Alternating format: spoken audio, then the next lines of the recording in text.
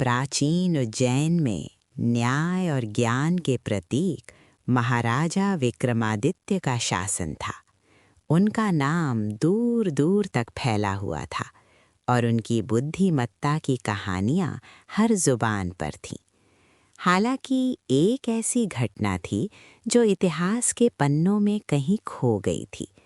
एक ऐसी कहानी जो उनकी महानता का एक और प्रमाण थी। एक बार विक्रमादित्य अपने राज्य के दौरे पर थे।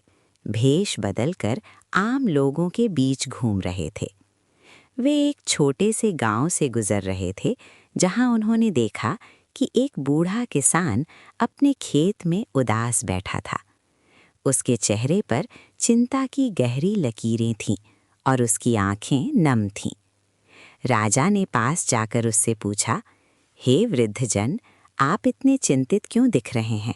क्या कोई बात आपको परेशान कर रही है? किसान ने उन्हें बताया कि उसके खेत की मिट्टी पिछले कई वर्षों से बंजर होती जा रही थी और अब वह कोई फसल नहीं उगा पा रहा था। उसका परिवार भूखमरी के कगार पर था।